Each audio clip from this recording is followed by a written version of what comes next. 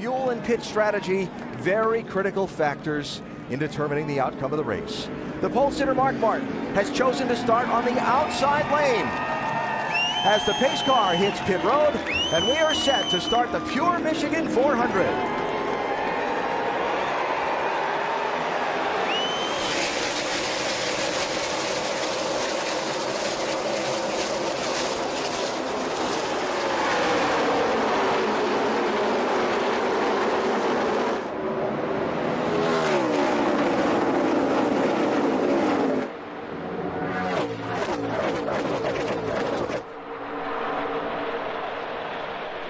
Martin to the lead, side by side for second, and through for second. Carl Edwards ahead of Matt Kenseth, 99 and 17. Carl slipping wide. Yeah, you don't want to get out of that groove. Just the right side tires into that grade can send you out of control.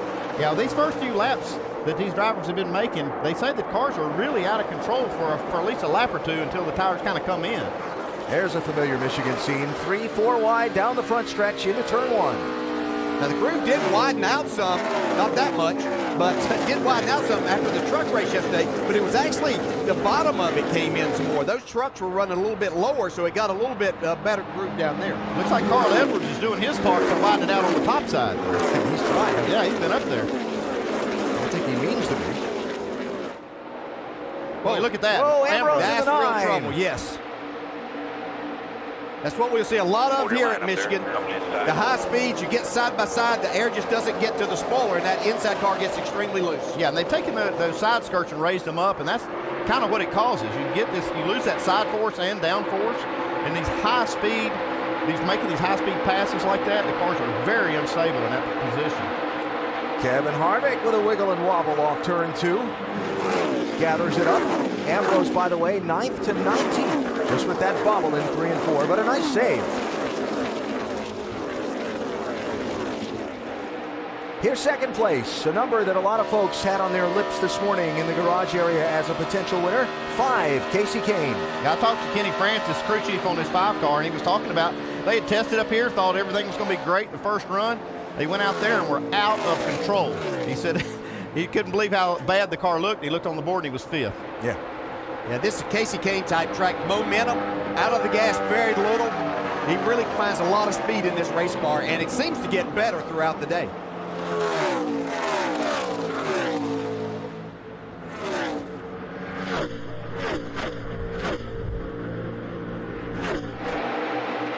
'24 Jeff Gordon had a little wiggle and bobble in turn 2 on the opening lap. Backed up a couple of spots. Now he might lose a couple of more. Biffle in the 16.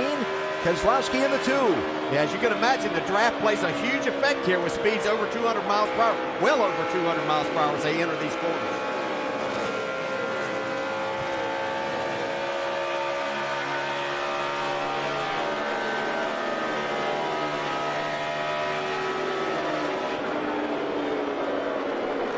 You see the RPMs, they don't drop just about 8,000 is the lowest you see the RPMs come down. And you're in the throttle so long, so at such high speed. That's why it's such a hard place on the engine. Watch that miles per hour number. Wow. Oh, trouble in the grass. Caution out, David Gilliland in trouble off turn 4.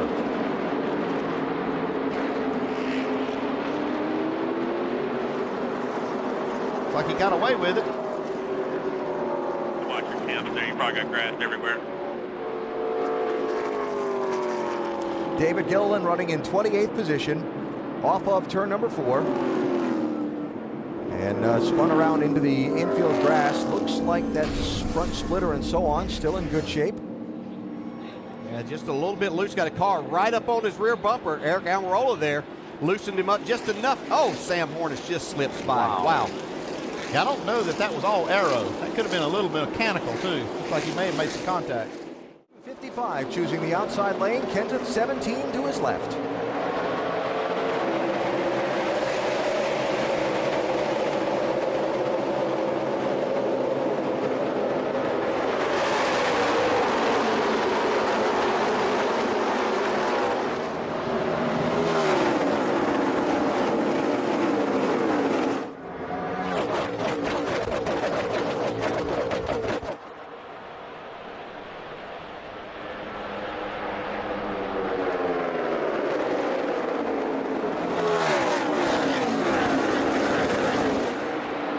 bobble there. Truex in the 56 as he races with Casey Kane in the 5.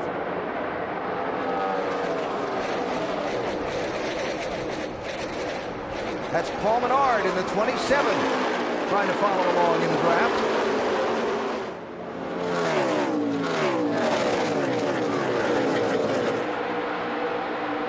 Menard to 4th. Kane to 5th. Carl Edwards right behind him.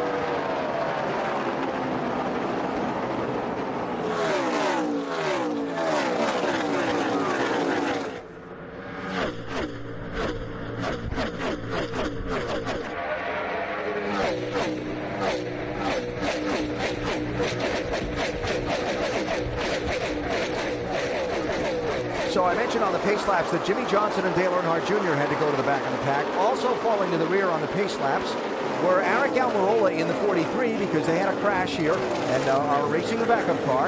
And Sam Hornish in the 22. Parker Kligerman practiced and qualified that car while Sam was up in Montreal focusing on the NASCAR Nationwide Series race where he's right in the thick of the championship. How hard is that, Dale, just to come from a road course, not have a lap on a track, and come to a track so much different with all the speed and just dive in here with no practice? Yeah, it certainly makes it a real challenge, and Sam's done a great job.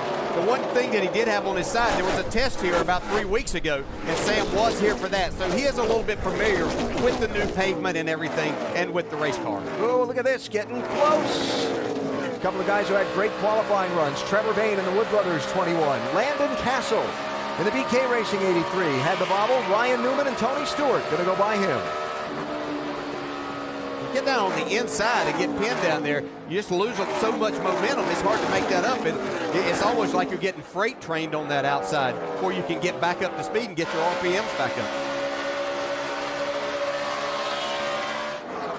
Kevin Harvick on board with him, right behind Jeff Gordon, and Joey Logano in the orange 20, ducking to the inside.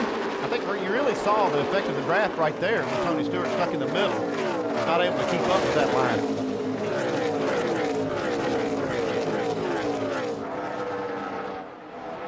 Is Greg Biffle in the 16. Marcos Ambrose, last week's winner, in the 9. This is a pretty good bit back in the pack. This is for 19th and 20th. Yeah, these are the two fastest cars here earlier in the year. Seemed like they were trading back and forth the fastest laps. I talked to Sammy Johns on the 9 car, one of the managers over there, and asked him why they weren't as fast as they were. And he said it was because the tire is different and it really changed the way their car handles. He said he felt like Greg was still just about as fast as he was, but felt like they were off just a little bit with the 9 car. It's always been a great track for Greg Biffle, and he will be there. He was very excited about his race car yesterday in practice, and he felt like that when it came time to win this, he would be a part of that mix. And that's Kurt Busch right behind Greg Biffle. Kurt in the 51 had a spin here on Saturday in practice. Didn't hit anything. Tell you who's really been moving up through this field. Whoa, hang on, Kurt. Again there. Yeah, okay. Watching Biffle and Logano sort that out. Here's a guy that has been on the move since the start of this race. Jimmy Johnson started in the back, was all the way up to 25th before the caution at lap 5, pitted. Now he's digging away on some more, Dave. Alan, car just a tick tight for Jimmy. They put a piece of tape on when he came down pit road under the caution. No fresh tires, full of Sunoco fuel. I asked his crew chief, Jack Knaus, this morning. I said, do you make him a lot freer to start the race in the pack versus out front? And he said, you know, a little, but you have to consider this isn't a long race. I might get 4 opportunities to help him during the day, and during this, what I call a short race, according to Chad, I've got to have the car pretty right to start with. Andy, maybe you can relate. You don't want to have him too far outside the box. We were all mesmerized, Dave, while you were doing that report. 213 was the number on the telemetry for Jimmy Johnson, screaming into turn 1. We were all looking at the number going, can you believe it? Yeah, and Dave's right. You don't want to get that. I mean, you think, you know the car's going to be back in traffic, but if you free it up too much, he's not going to be able to utilize the power and the things that they have. So you have to stay somewhat close to that and make adjustments as this track changes throughout the day.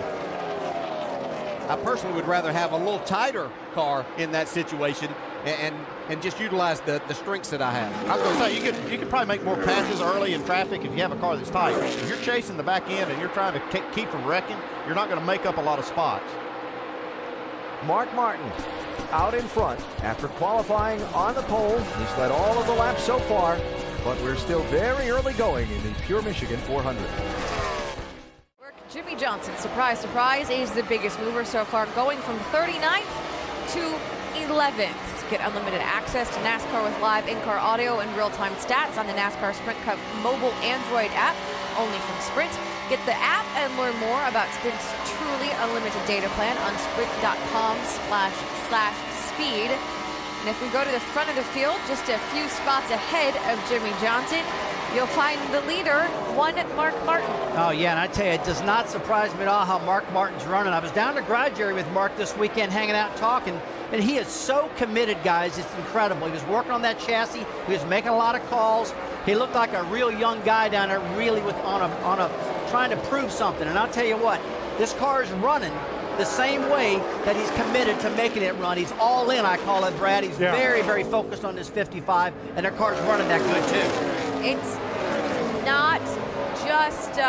not just the 55. Yeah. But take a look real quick, the 14 car going one lap down. Tony Stewart currently in 27th. What's going on there? Well, we're not sure. We've heard him say to his crew chief that they've lost a cylinder, but we talked about the sustained engine RPM here. Very high engine RPM, wear and tear on the valve train, a lot of cycles on the motor. We saw that the lowest RPM for right around 8,000 up in that 9,500 range. That's really tough on the valve train, guys. He does not have a DNF for an engine while driving that 14 car, Doc. Yeah, he does not, but to the last 4 weeks, he's gone from 5th to 8th in the point standings, Nicole, and that really concerns him with still 3 races to go in the chase.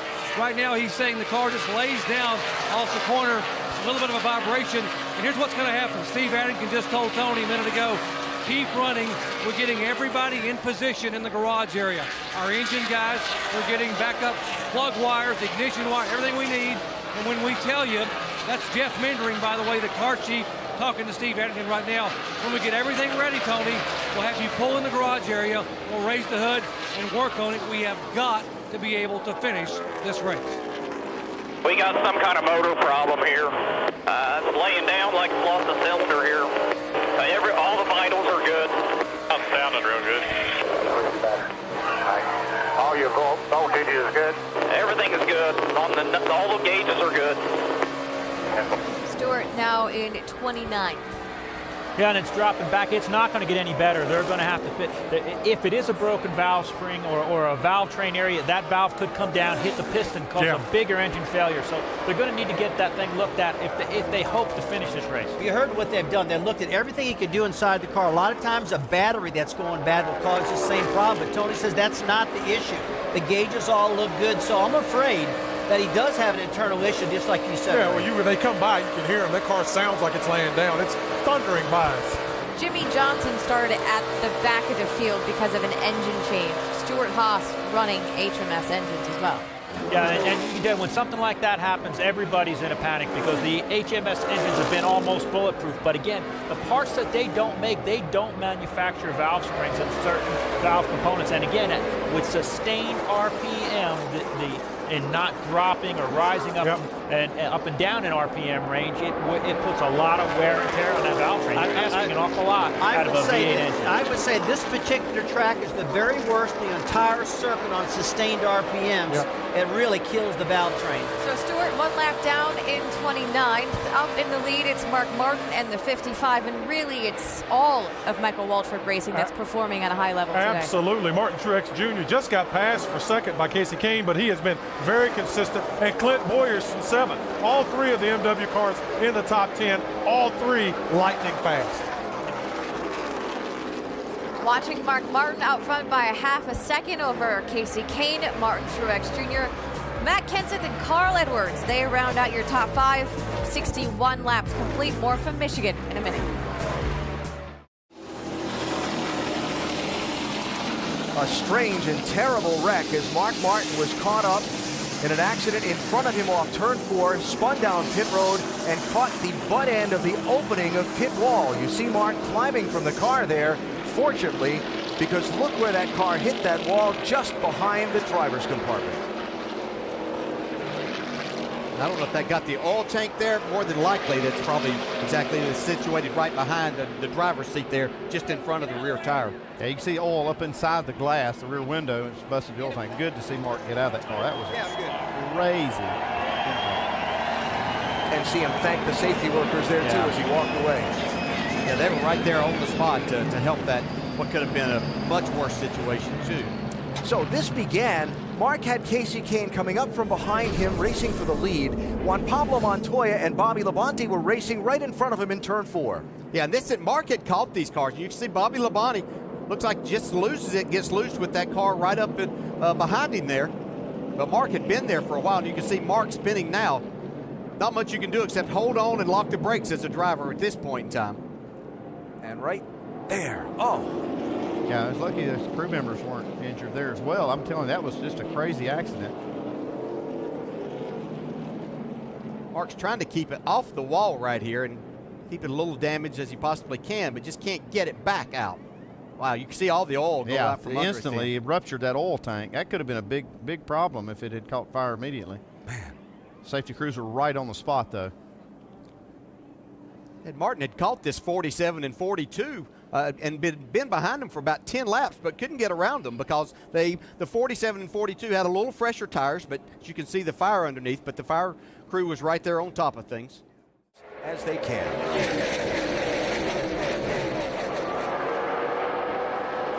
Clint Boyer 15, Matt Kenseth 17 for the lead in turn 1.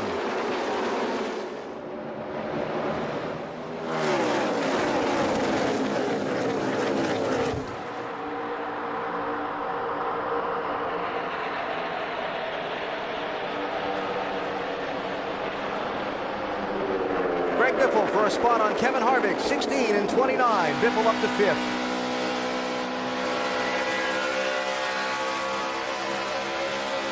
Okay, there's 22, Sam Hornish. He's had some of the fastest lap times on this monitor that I've seen early in this race, making his way up from the back. It might be a factor in this thing before it's over. What the caution did in the long yellow is it got all the guys who were off sequence on pit stops that played some strategy, like Jimmy Johnson and Dale Earnhardt Jr. and Sam Hornish, who started at the back. They got a chance to get back on the same pit cycle as the leaders now, and they're all up in line with good track position. Yeah, it even took away any advantage right for the time being that Brad Keselowski and the 2-car may have had. See 3 wide racing here off the corner. And it's changed actually the complexion of this whole race, I believe. When you have the fastest car, and Mark Martin had definitely had that, go out of the race, that opens everybody else's eyes and said, okay, now everybody has a chance. Not that they could have made some adjustments maybe and gotten up there with Mark. That certainly changed the look of it. Paul Menard, 27, heading this group from 11th on back. Earnhardt Jr., Regan Smith, Marcus Ambrose, Jeff Burton, all in the mix there. Let me mention, we saw Casey Kane spin in the accident. He did make a couple of pit stops. They do have, whoa, trouble there. Ambrose nips Regan Smith, who goes for a spin. Hold it. Here, got more coming now, got more coming. Third caution is out. Has the race for 12th place. Went wrong. Yeah, this was a team that really had come on the last few weeks, had a nice top 10 run at Watkins Glen last week, and was having some success here today. It's really unfortunate, nothing of his making. Yeah, Todd Berrier has moved over there to head that team up, and they had some momentum, like you said, Dale. This is a tough break for them today, but they look like they had a pretty good car. We've seen that contact today. Yeah, and one of two things can happen there. Most of the time, it's that driver on the inside getting loose, having to chase up. The other thing we heard Montoya talk about is he got tight behind Bobby Labonte a while ago as he went up towards him. Don't think there was contact, but one of those two things sends you up into that car, and it looked like Marcus Ambrose was chasing his car up there and unfortunately got into Regan Smith. Yeah, we saw Ambrose chasing his car early in the race like it was loose on tires that didn't have many laps on them. That might be the same thing that happened here. All right. His comments were he's mad and he should have wrecked you. Wrecked me? Yeah, that's what I was told. All right, something to keep an eye on there. Now Jr. here too, going to the inside of Greg Biffle. I will say this, in our watching the first 80 laps of this race, Jeff Gordon on the first few laps after a restart has taken some time to get going. then he's lightning fast. Yeah, that's what's frustrating for Jeff, because he is fast after he gets going, and he doesn't want to lose too many spots. And I guess he felt like maybe Junior not only cost a spot he lost to him, but maybe some others as well. Yeah, he's lost some as this restart has happened also. Greg Biffle, 16. Sam Hornish Jr., 22. 8th and 9th spots there. And ahead of them, 2 and 48, Keselowski and Johnson. That's for 6th.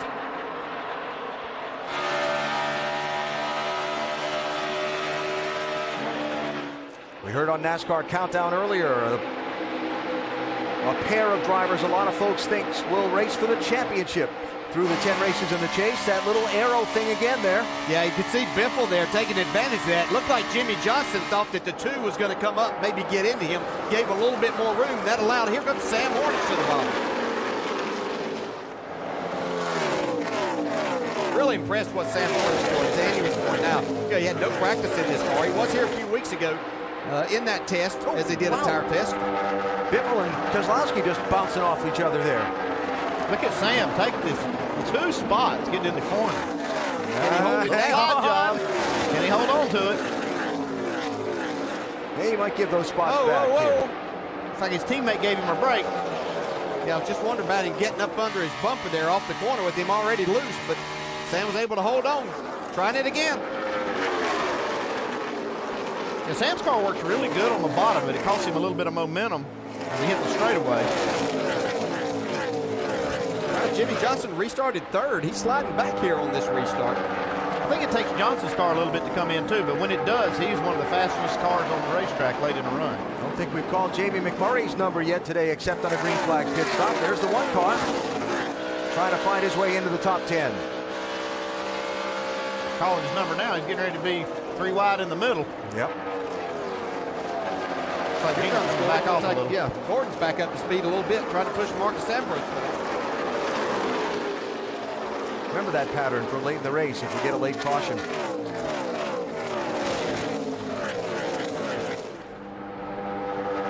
Jeff and that team will definitely be hoping for a long green run at the end of this thing, because again, as we've gone 20 laps into a run, his car keeps showing up as turning the fastest laps among everybody time after time. Yeah, those days as a driver that were always so difficult. You had a fast race car, but it wouldn't get going on the restarts. And man, it was just so frustrating. Let's see what we were talking about here. See, Junior just made a lane down there on the bottom. Does get the spot from Gordon. So the f***ing 88, he can thank me later for not wrecking his just that was f***ing stupid. So, I mean, I know Jeff's frustrated. I don't see anything wrong with what Dale Jr. did there. You go race and do all that you can do. It's a race, right? Little road rage, time to time there. There we go. And how many times have we said just so far in our coverage of these Sprint Cup races, these restarts are when these guys are trying to make the spots that they can get. They've carried this battle on, though. Vince, little trash on the grill of that 88 car worth watching also. Yeah, they just haven't been able to find the balance, at least as far as the sweet spot of that balance on the 88 is concerned today. Dale Jr. Likes it to be comfortable. Steve Letarte likes it to be fast. And Letarte said, if you can keep both of us happy, we're going to be hard to beat. They haven't found it just yet. And yes, Alan, that debris on the grill, a little bit of a concern right now. Oh, trouble. Turn 3. Middle of the corner. Joey Logano has slapped the wall. I believe that was contact from Montoya, I believe. And significantly rearranged the right rear corner of that 20 car.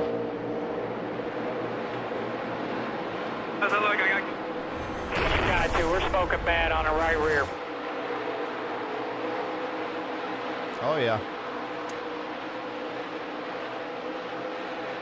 There's no way to save that with the way this racetrack is. It's not that upper lane. This is too much trash up there. The track's not come in. Nowhere to catch the car.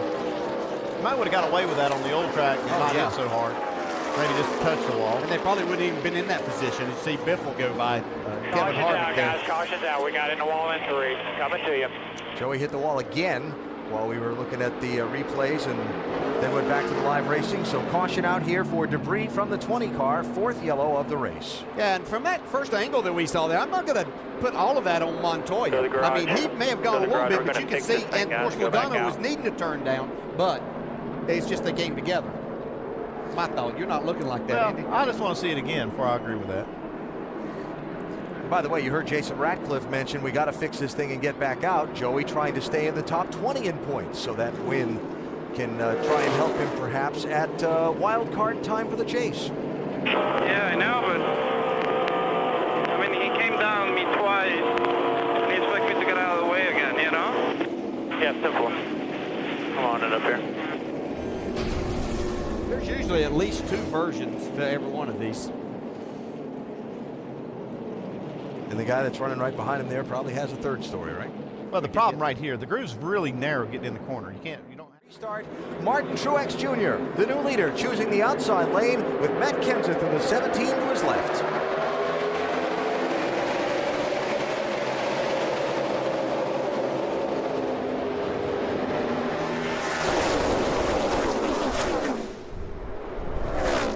Well, hang on, Kenseth.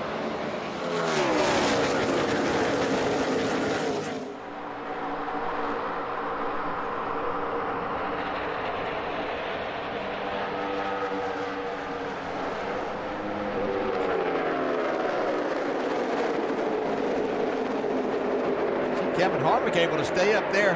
It's probably one of the better runs we've seen Harvick at as Kenseth loose once again off of 4. Another guy, just like we were talking about Jeff Gordon earlier, that has trouble, it seems like, getting going on the first few laps, and then he settles in. you guys just will not give them a break when they're struggling on restart, will you? You're going to pounce on them right then. Tony Stewart has come back onto the racetrack, but Jeff Gordon is now off the pace.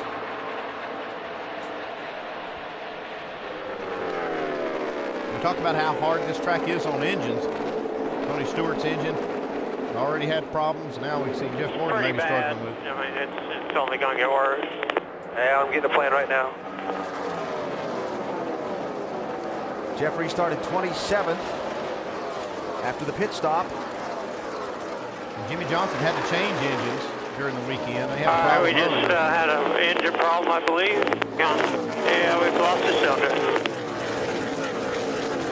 So Hendrick Motorsports changed the engine on Jimmy Johnson's car Saturday morning when they saw something they didn't like.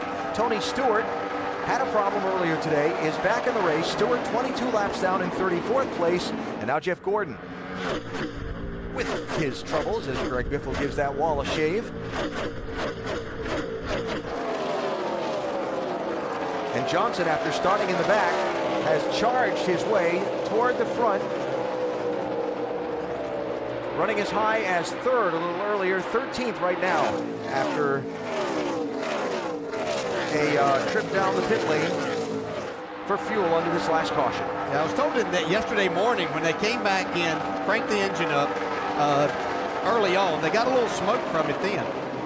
Thought it was okay. See Greg Biffle trying to take the lead from Martin Truex, but then as they restarted it right before practice, they got even more smoke and they decided they need to make an engine change on that 48. Yeah, the issue with the 48's engine was a scuffed piston. It wasn't what sounds like a valve train related issue like we hear on Tony Stewart's, and I'm thinking that might be what's wrong with 24. Greg Biffle is driving this thing. He's using up the entire racetrack, but he's running Martin Truex down. Yeah, but another Michael Waltrip Racing car at the front leading this race. When the 15 pitted, they had another one to take over the lead, and he's holding on to it. He's had all 3 of them lead laps here today. Look at Biffle. Just out. He's trying to widen the groove out some.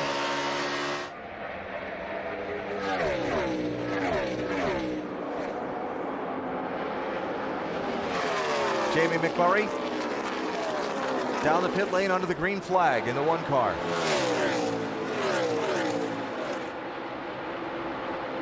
Greg Biffle talking with Greg earlier in the weekend, and he feels like they've had a lot of speed in these race cars. And this particular racetrack has been a really good one for Biffle over the years. Maybe he's going to reverse the pattern here in recent years, because his pattern here in recent years has been to lead a lot of laps and then not get the win. He hasn't led yet today. He was trying, but it seemed like the closer he got to that 56 car Truex, the more he kind of lost the front end. And they both better look in their mirror because Sam Hornish is coming at him pretty quickly. What a story that would be. I've been watching this 22. I'm telling you, from the start of the race, he's been fast, working his way up. Now he's got track position. This car's still going to the front. Remember, started in the back because another driver qualified this car on Friday while Hornish concentrated on his NASCAR Nationwide Series championship effort up in Montreal. He got in this car this morning without a single lap of practice this weekend. And here he is running third. You know, he almost came back and won the Nationwide race there yesterday on the road course after getting involved in an accident, going back just almost outside the top 20. Probably another lap or two. He's going to give Justin Allgaier everything that he could handle. But what a great run here today. You can just see and listen to the confidence in Sam Hornish. The more opportunities he gets in these race cars. He's just doing a fantastic job here today.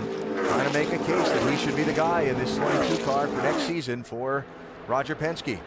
Reminder to check out NASCAR.com/RaceBuddy to watch coverage live from Michigan International Speedway by following your favorite drivers for free with 8 live camera views. I gotta think Sam is thinking that, hey, I'm not, how many chances I'm going to get at this level?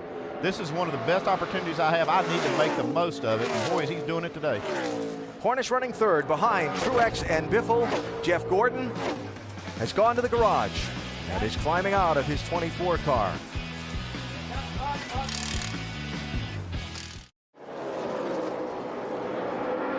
The Pure Michigan 400 at the Michigan International Speedway. As we remind you to go to NASCAR.com for all your latest NASCAR information. New leader, Greg Biffle, squeezed by Martin Truex Jr. during the break and has driven away from him since.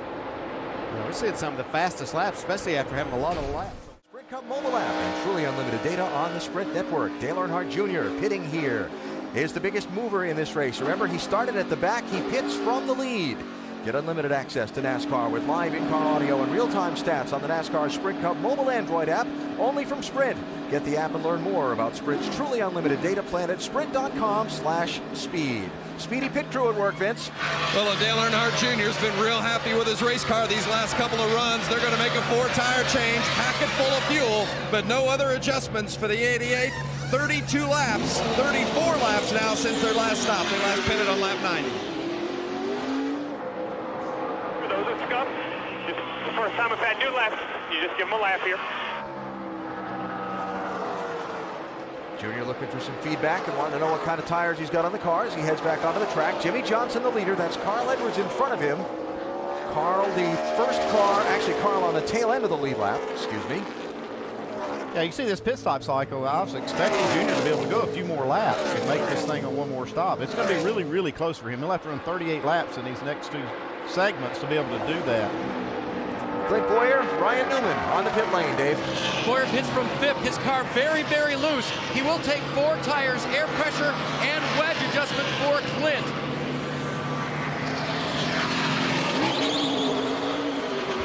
And right side of the screen, Jimmy Johnson will give up the race lead and come in for his stop.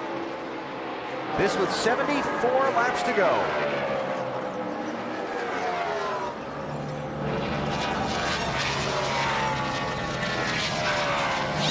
Wedge adjustment for Jimmy Johnson. He also adjusted his line. It was taking too much wheel. He backed up his braking just a little bit. 4 tire stop, lap 126. Also, Casey Kane on pit road.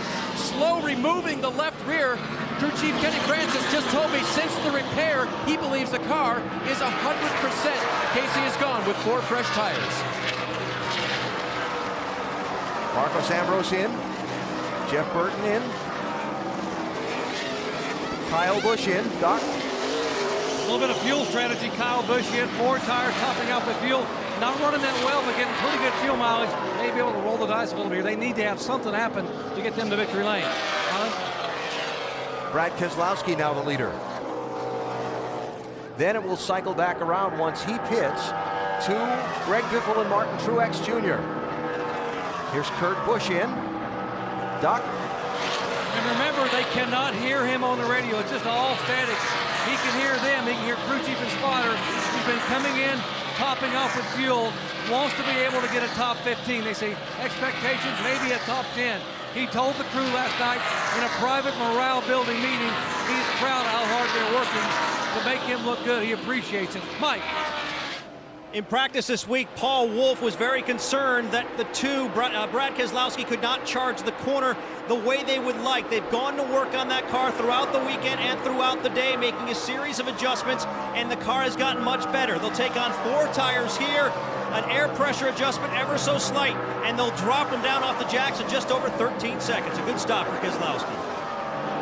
Keselowski's the only one that's proven that he can make it on one more stop. By making his pit stop here at lap 128, he only has to run 36 laps in each of these last 2 segments. He's already run 37. Pass-through penalty for Bobby Labonte for speeding on pit road under his green flag stop. Greg Biffle is now the race leader. It's Biffle, Truex Jr., and there's the gap from 1 to 2. Then Matt Kenseth will come back and cycle 3rd. Jamie McMurray 4th, Sam Hornish Jr. 5th. Jimmy Johnson is running 9th, Dave.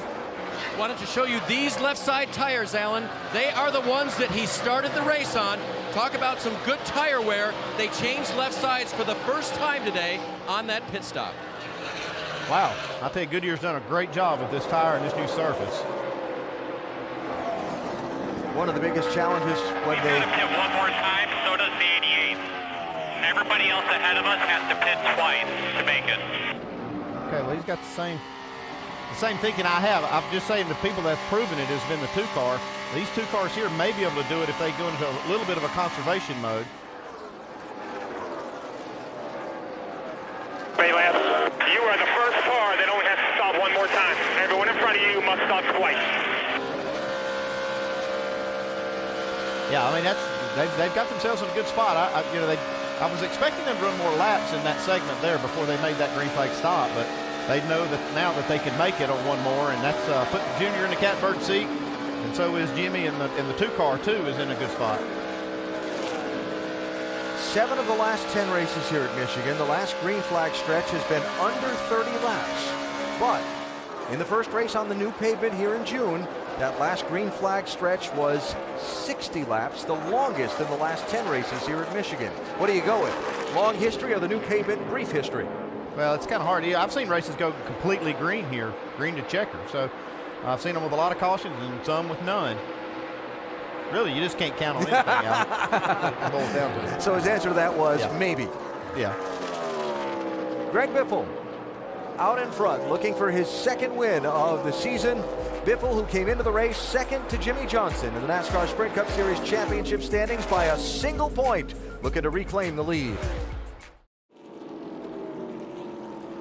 Another twist in the plot, caution out for the 5th time here at Michigan. Kurt Busch running 21st into the wall. I'll throw out that strategy we saw playing out. Told you can't count on anything here, Alan. Wow. Got out of the groove. That just took off on him.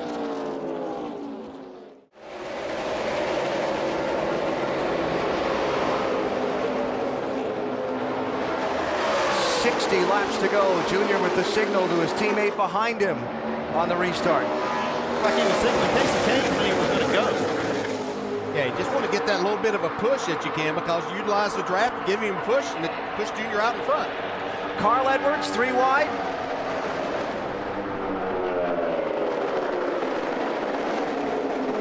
Greg Biffle, first to have pitted, or first off the pit lane, restarted 11th. Trying to get 6th, 3 wide here off turn 4.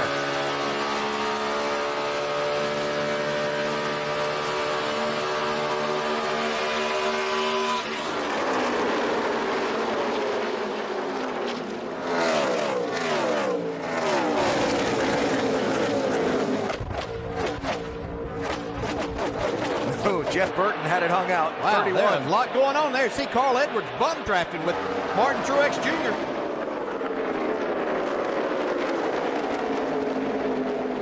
Off the pace, Juan Pablo Montoya was in 20th place.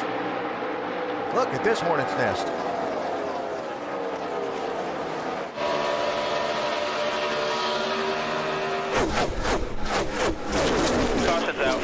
Debris from the Montoya car.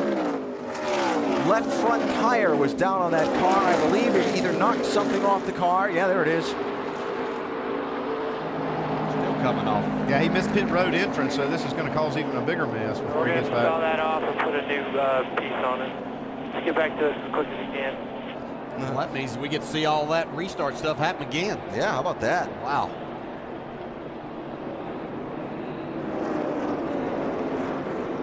So the 6th caution flag of this race is out.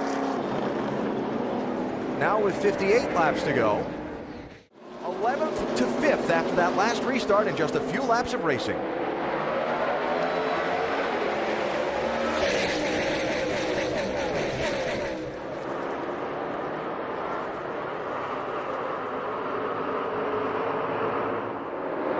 Biffle did that the last time on the high side, making those passes and coming quick.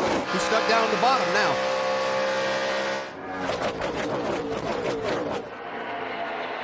Matt Kenseth is the car off the pace in the outside lane, falling to the back of the pack.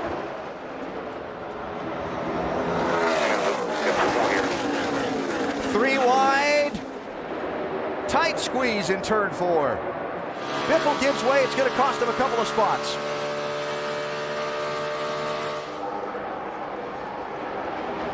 Kenseth was 10th. He's heading for pit road. Understand he may have a flat right rear tire. That's the report up from the pit lane. Confirming, Dave? Confirming. We'll show it to you here in just a second. Well, they're going to change all 4 now, and Matt's cut the car off. He's refired it. Both tires coming off the rear have some air in them. Check and get back to you, Alan.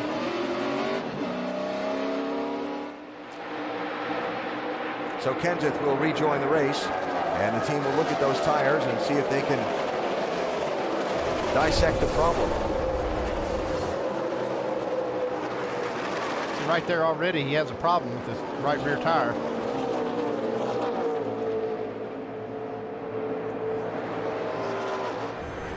It's going to put Matt back to 25th place, a lap down. Dale Jr. leading, Jimmy Johnson second, Brad Keselowski third, Casey Kane all the way back up to 4th after involvement in the incident that took Mark Martin, the dominant driver in the first half of the race, out. He went all the way back to 26th following that spin. He's up to 4th, and there's Clint Boyer in 5th. Ambrose and Edwards racing for 6th, 99 and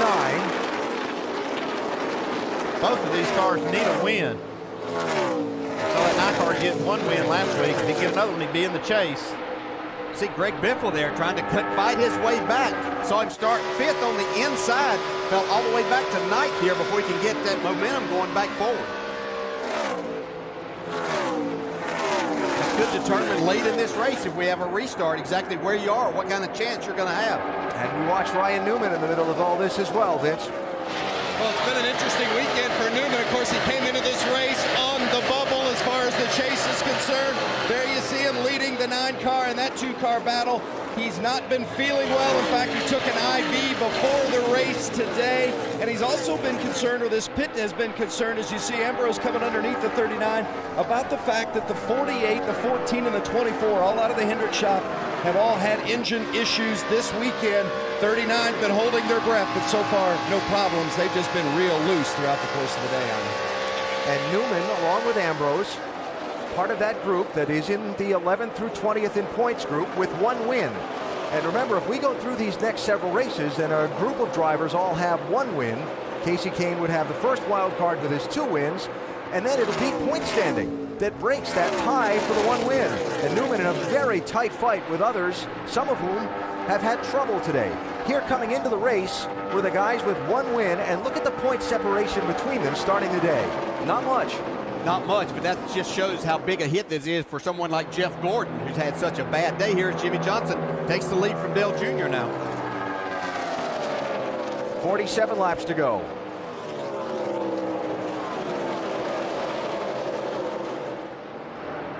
Interesting how after Jimmy qualified so well on Friday, qualified 3rd fastest, they changed the engine on Saturday morning and he went all the way to the back, right? New leader, 48. Thank you, spotter Earl Barban. This is the 13th time Jimmy has had to go to the rear of the field for something by rule like an engine change. He's never finished worse than 10th in any of those races. That's a pretty good stat. That's right remarkable, there. isn't it? Good chance of keeping that stat alive here. got a lot of company up front. What they said about this 48, Dave? Well, DJ, confirming something you guys talked about earlier, Jimmy knew he probably wouldn't be able to jump his teammate at the start, but listen to this. How do you feel on that restart, Jimmy? It's not bad. I don't go forward like I want to on those restarts. It seems like we're more mid-run and on, but it did what I was asking it to do. Super. So I guess about 7 laps is mid-run and on, and he takes the lead. So Jimmy out front and has put a little bit of a gap on Dale Earnhardt Jr. Now 45 laps to go, giving you that information on times Jimmy has started in the back and how he's always finished in the top 10 in that situation. 2 of those races were wins. Could it be a third today? And by the way, this is one of those places that's few and far between for Jimmy Johnson. Tracks where he's not yet won in the NASCAR Sprint Cup Series. In the hunt for what would be a series-leading 4th win on the season if he can hold on for these final 44 laps. Jimmy Johnson leading at Michigan, now 40 laps to go in this race. Let's check out how our drivers are doing in AT&T's Fastest Driver Challenge. Down to the top 4 qualifiers, Jimmy Johnson leading the pack. Remember to text FAST to 34763 and play AT&T's Fastest Driver Challenge, or you can do so by visiting attfastestdriver.com. And another change in the storyline of the Pure Michigan 400, Trevor Bayne, who had such a tremendous run going all day long, has hit the wall in the 21 car in turn 1 pretty solidly.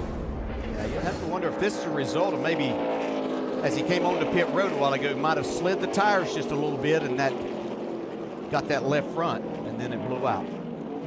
It's unfortunate. Wood Brothers had a great car for Trevor here today. See the explosion of the tires, what blew the fender off. Then you can see he got it against the wall on the right side a little bit. See just how destructive that tire is when it comes apart.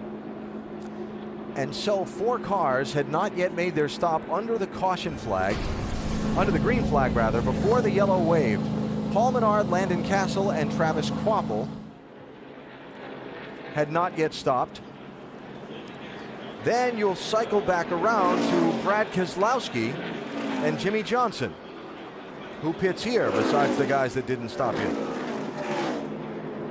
Very few.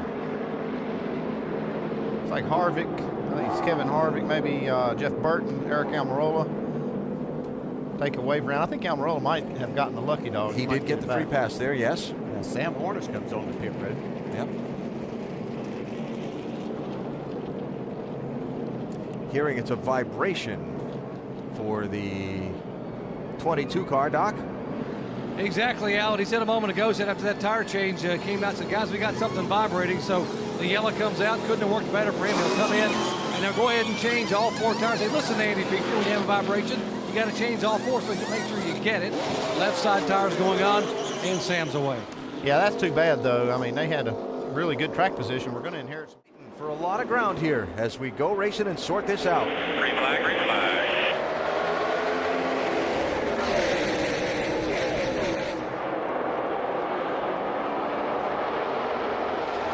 Greg Biffle charging down low in the 16 car. Casey Kane got a terrible restart there. You can see how far he's dropped back, still losing spots.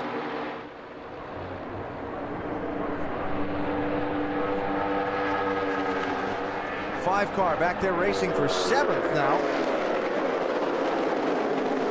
And they're 3 wide behind him.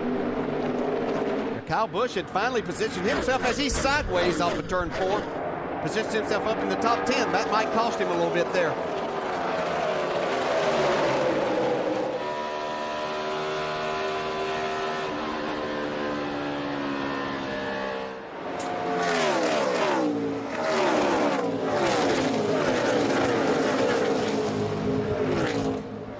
Keselowski, Johnson.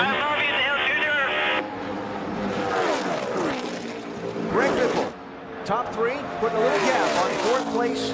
Carl Edwards sliding ahead of Dale Earnhardt Jr. there with Ambrose and Kane.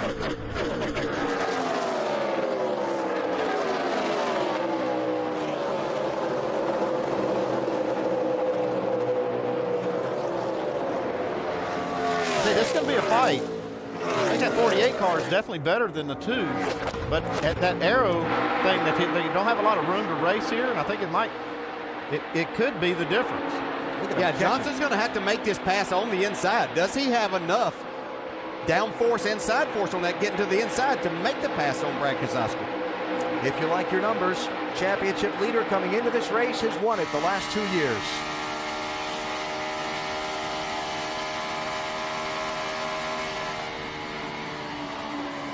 A 194.9 mile-an-hour lap last time for Brad Keselowski.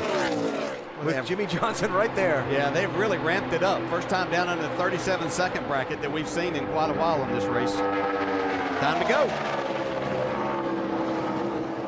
Like I said, I really believe that this 48's better than the 2. I just don't know that he can make the pass because I don't know that it's really probably going to take a mistake by Keselowski for that to happen. And if they get side by side, can Biffle close in quickly and make it a three-way race? Yeah, absolutely.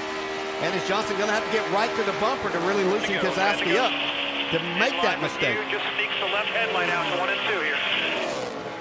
Oh, there's the move. He's not going to give it up easily, though. I don't think he can do anything about it now. Still leader, 48. All right, baby, let's air that thing out. Don't look back.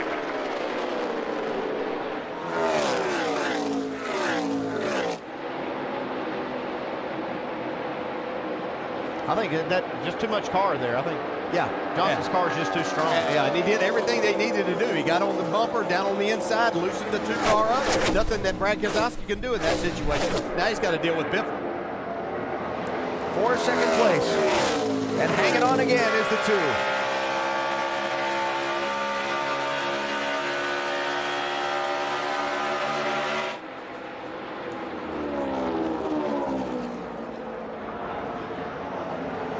Biffle have enough to catch Jimmy. He's going to have to hurry. Yeah, running out. Time's running out. Yep. Here's the change for the lead with 10 laps to go. Yeah, well, you can see, he'd already gotten loose. Yeah, he got loose before Jimmy got to the bumper. Brad tried to come back and hang on that quarter panel, but coming to inside. Big opening behind him.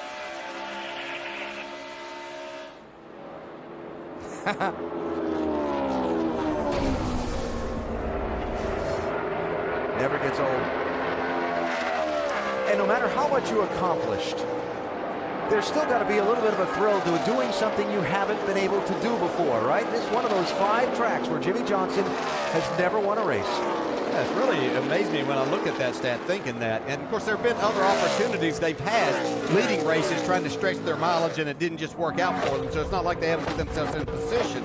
But this is pretty just, I think what we've been seeing coming here today, the dominance that we talked about at Indianapolis, kind of carrying over here. He was on pace to win at Pocono. They really have things, as you said, Andy, figured out, especially in the aero department over here.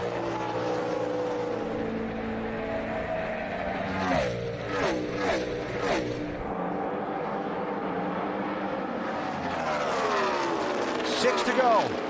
Biffle closing in on that 48 car. Yeah, that was about a half a second difference last lap. Smoke from the 48 car. Just make sure we finish it, bud. Other Hendrick Motorsports cars with engine troubles earlier today. Inside of 6 laps to go, Johnson loses the lead, Dave. A lap ago, he said motor laying down, and they radioed back as if they weren't sure if he was kidding or not. He's not. And there it goes. Might bring a caution out. Stay on the bottom. That's it, it's dead.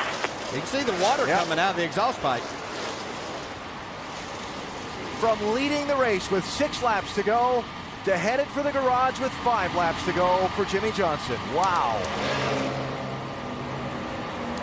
Another example of why they haven't won here. Just unfortunate luck, but something going on with that engine department there today. There's 3 of them now. Well, we talked about how hard this track is on engines. It's really been hard on the Hendrick engines today. Yeah, they had ramped up the speeds. We noted that here on this after this last green flag, that they've really ramped up and run some of the fastest laps of the day. That's amazing. Days like this, you go back and wish you'd run 5 or 10 laps less of practice. Well, remember, they changed an engine before the practice, too. That engine didn't even have the Friday practice and qualifying on it.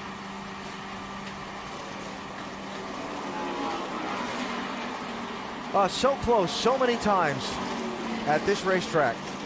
Look at that, 3 times Jimmy's been the guy passed for the final lead change.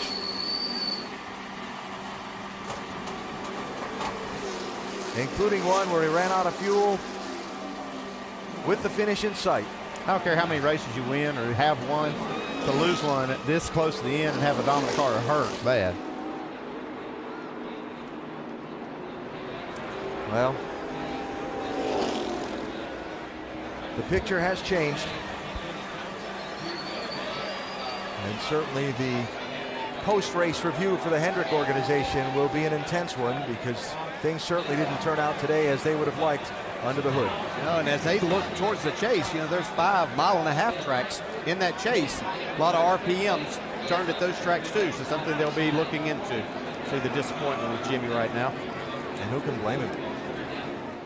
Number 2, Carl Edwards and Dale Earnhardt Jr. Green flag.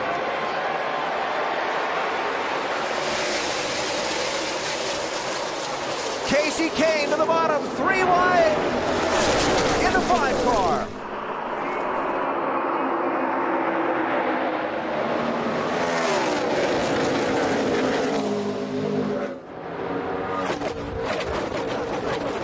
All of that happened just like Greg Biffle would have planned it out. He got a great jump, and the others were racing hard. Keselowski coming at him, though. I think Keselowski did a good job to fend off the 5 car, Casey Kane, and now he's on Biffle. Got a shot to win. Here they come to the white flag. Flag one more time around. Last lap at Michigan. Biffle in the 16, Keselowski in the 2 for the win.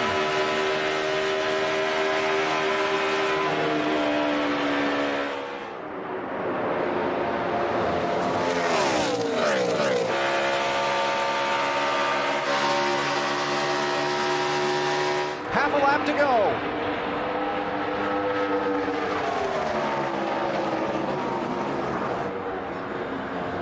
Will he get a shot? Keselowski trying to wheel it. It's not sticking. Greg Biffle entered the race second in the championship. He leaves with the point lead. Biffle wins at Michigan. Keselowski barely over Kane for second. Awesome job.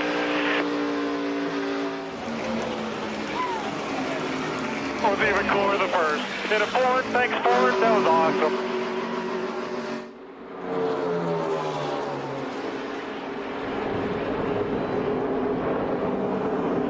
Remarkable turn of events late in this one. First, Brad Keselowski's team. Strategy, driver combination gets ahead of Jimmy Johnson on a series of pit stops. Johnson takes the lead back. Then Johnson's engine fails. Biffle gets a chance to race for the win and scores the victory today.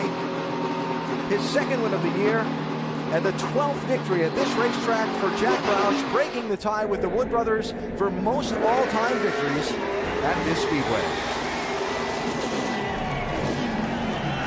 How about it, Vince? Big win for this 16 on a number of different levels, Matt Fuchsia. What stands out most about what means the greatest about this victory? I don't even know what to say right now. Greg Biffle, I mean, I'm just blessed to be able to work with Amanda, the talent, this team. This team, we were off on Friday. We didn't more where we need to be. We sat down, we worked on our stuff, got the stuff right yesterday, and it just paid off. I got a little behind there. I got a little off sequence for that 48 and the 88, and I kind of was kicking myself in the butt for that. But, Greg just made up the difference, and he wasn't taking second, I can tell you that. He just did a heck of a job. The championship leader, congratulations. Thank you, guys.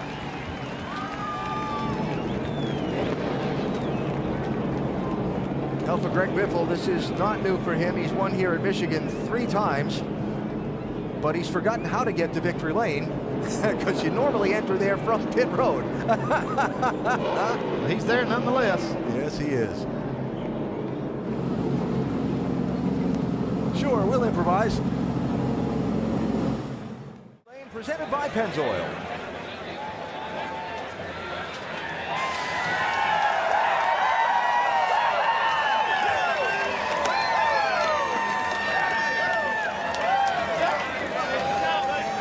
Greg Biffle, third win at Michigan, second win of the year. Matt Pusha getting doused by the crew. We'll get over here, Greg and Matt trying to catch their breath. Hey, Greg, how important is today to you, to Jack Roush, and to Ford here in Michigan? Well, it's pretty important.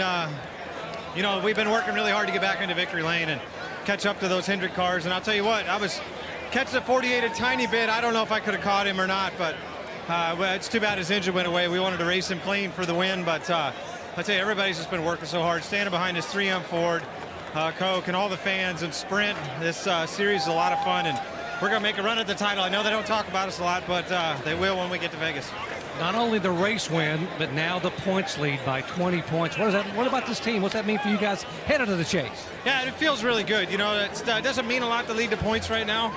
It does for us personally as a team, but as far as the championship goes, it isn't. We were going to be the point leader leaving Watkins Glen. I slid in that oil and gave it 2 spots. I felt really bad for the guys. I gave it up, but I got it back here. Everybody wants to know, you talked about the 48. I heard you on the radio when you went by the 2 car. You said, he's next, I'm going to get him. Do you think if he hadn't had a problem, you could have caught him? Do you have enough to get there? Well, I was driving in too low down there, and then I drove it in the top of 3 and 4, and I got a huge run. I could beat him down here, but I couldn't beat him in 3 and 4, and I started getting a huge run off, and I pulled in about 5 car lengths on him, and then his motor went out. So with 8 laps to go, I could have got to his bumper, I think. I don't know if I could have got by him, but I would have used the bumper if I had to, if I got to him. Hey, congratulations, Mr. Points Leader. Great day. Thanks. Greg Biffle gets up his 3rd win at Michigan, his 2nd win of the year in NASCAR Sprint Cup competition. Alan? And while the Biff celebrates in victory lane, there's the bitter disappointment. Just as a week ago, when someone who looked to have a win in hand saw it slip away. Jimmy Johnson leaving the racetrack. Here's a little different view of the burnouts.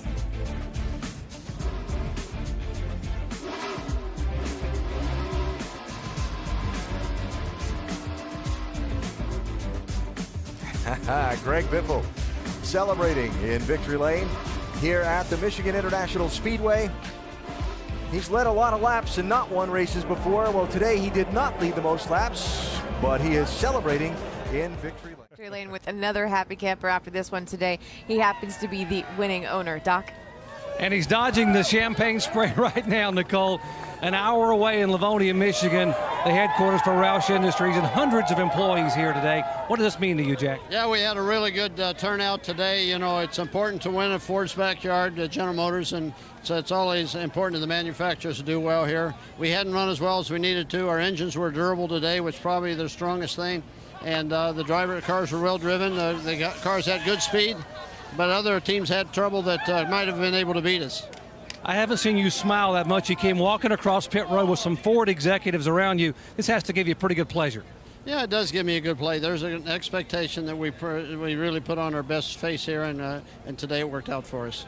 All right, Jack Roush, will let you go celebrate with your team, and 22 wins in major NASCAR competition for Roush here, now 12 in Sprint Cup. Nicole?